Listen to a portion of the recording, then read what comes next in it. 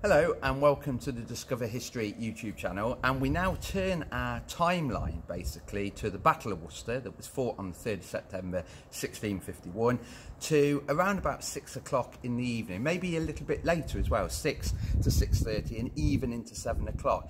And just to update you, this is the situation at around about that time, so hopefully you can see that there. There's the city of Worcester. Down here, and as you can see, all those blocks we've been following all day have now actually come down to the city centre itself. Now, the original fighting started down here at Poet Church, then they withdrew down to Poet Bridge, and then we have this action across the river, Team and the Severn, with the boat bridges as well. But unfortunately, the battle collapsed on this side. And if you think back to the last video that we did, the Duke of Hamilton, including Charles himself, who was involved in the battle, and probably this is his only battle that he takes part in full stop, tried to break out of the city to the eastern side, and obviously they fought up onto the high ground, which is not an ideal situation to be found in, and were beaten back, including losing some many men, including the Duke of Hamilton, that was shot in the leg and was carried back to his billet at the commandery. So it's not looking good. So basically they've been beaten back on the western side and they've been beaten back on the eastern side. So the update at this point in the day on the 3rd of September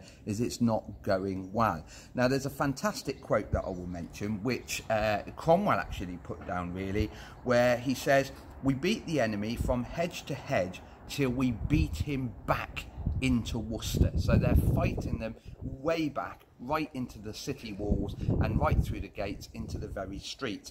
Another quote, which was done by Richard Baxter, who was the great man over at Kidderminster, actually stated, "They were trodden down and slain in the streets of Worcester." So it must have been quite an horrific battle really. So they fought in the fields on the river meadows. That's where battles are usually fought. And then by the evening, as we said, 6:30, even 7 o'clock in the evening, they were now streaming in. We know they were streaming in across the bridge, as they had done earlier in the afternoon when the western side had finished. They were now streaming in through Sidbury. The Fort Royal storming also increased the numbers coming in, and the whole streets, the streets like we're in at the moment, was chocker with troops. Now, many of the Scots were either fleeing for their lives down streets like this.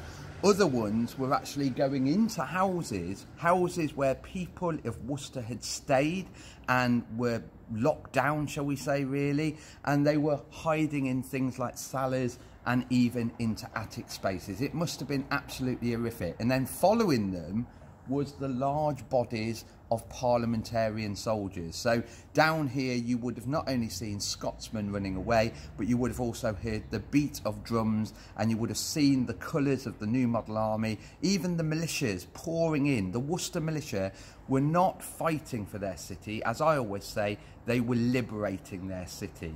This was a city that had invading Scots in it, and it was the parliamentarians, or the Parliament militia, the Worcester militia, that wanted to kick those Scots out. Anyway, on that note, stay safe and we'll see you soon. Bye-bye.